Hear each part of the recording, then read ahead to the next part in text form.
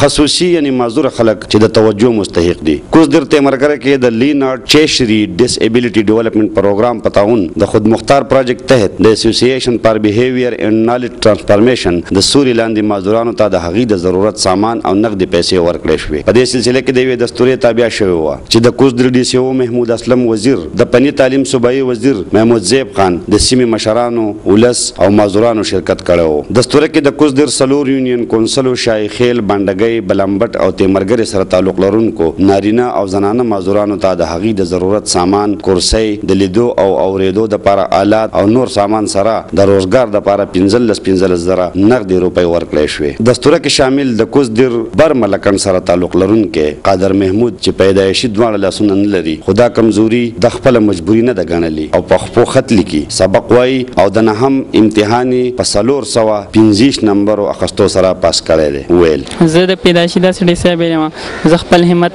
ما نه دی بېللی او زه خپل تعلیم کوم او ما ډېر محنت کړی، انشاءالله ما ډېر ښه مارکس راغلي. زما دا ارزو ده چې زه مخکې اعلی تعلیم ووایم او خپل قوم او د خدمت وکړم. هغه ډیسیبل چې هغه خپله معذوري کمزوري ګڼله او که سبق ویلی نو سبق دی وایي او که کاروبار کولی شي کاروبار دی وایي. د معذورانو د مرستې او شفقت په هکله پیاز ډي سی او کوزدر محمود اسلم وزیر خیبر نیوز ته وویل دا افراد دا د معاشرې باعزته خلک جوړېدل غواړي، روزګار هم کول غواړي او په دې صورت که موږ ورته دستورې کوو، پروګرامونه کوو، منصوبې تیارو چې هغوی په خپله د جوګه شي چې خپله روزګار وکړي او په خپلو خپو ودرېږي.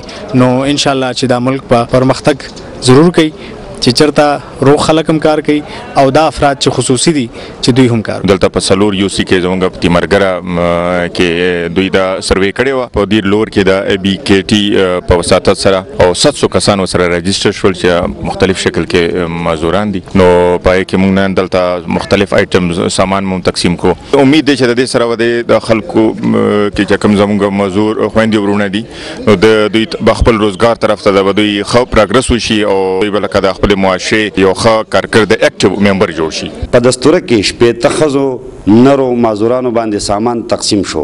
دا سلسله ودرول نه دي پکار. محمد اسرار، خیبر نیوز، تیمرګره.